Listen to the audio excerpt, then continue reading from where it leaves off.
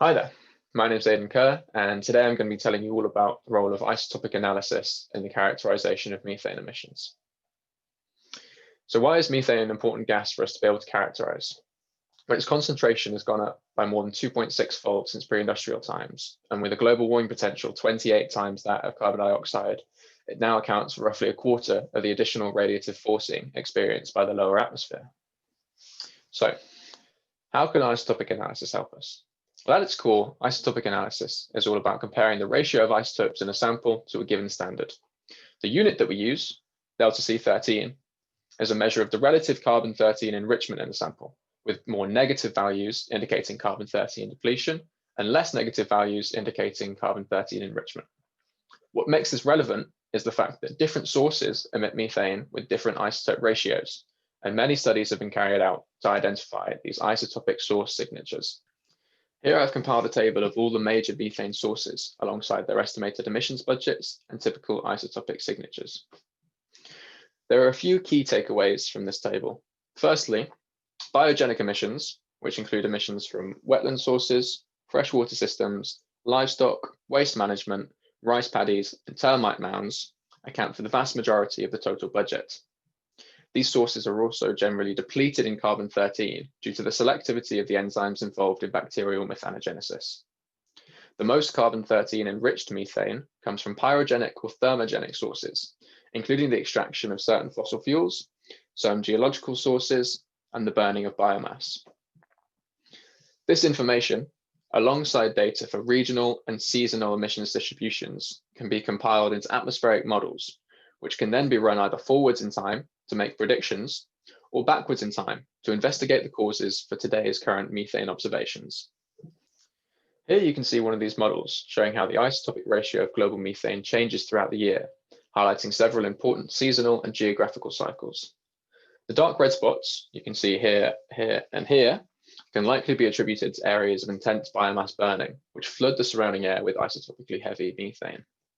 The areas showing consistent carbon-13 depletion in China, India, and South America are driven by steady biogenic emissions throughout the year, which can likely be attributed to agricultural activities such as rice paddying and cattle farming. Later months bring about increased precipitation in the Northern Hemisphere, creating favorable conditions for anaerobic methanogenesis and causing wetland emissions to surge, leading to the widespread carbon-13 depletion you can see at northern latitudes. Isotopic analysis can also be very useful when looking at trends that span multiple years. As you can see here, methane concentration growth slowed to a halt in around 1999. Unfortunately, this didn't last long and was followed by a renewed rise starting in 2007. To identify what might have changed to cause this new growth, we must take a look at the other half of the picture.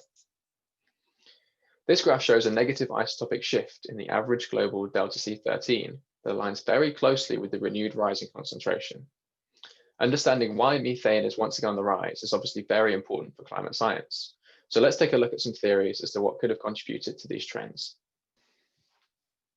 The growth has been experienced strongest in the tropics and subtropics, and therefore perhaps the most obvious explanation would be an increase in tropical biogenic emissions.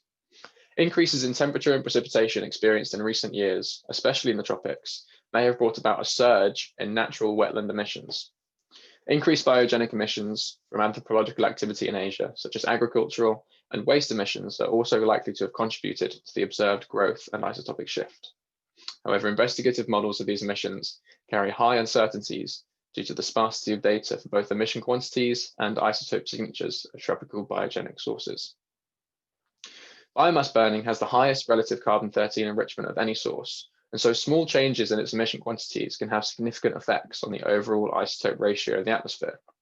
Therefore, reductions in the burning of biomass could go so far as to mask the isotopic shift that you would expect to see from increases in emissions that are slightly carbon-13 enriched, most likely from the fossil fuel sector you can see here in the map in blue.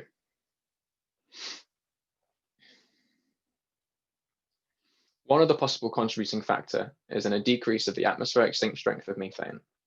Oxidation by the hydroxyl radical accounts for roughly 90% of the destruction of methane, and therefore its abundance heavily impacts the lifespan of atmospheric CH4.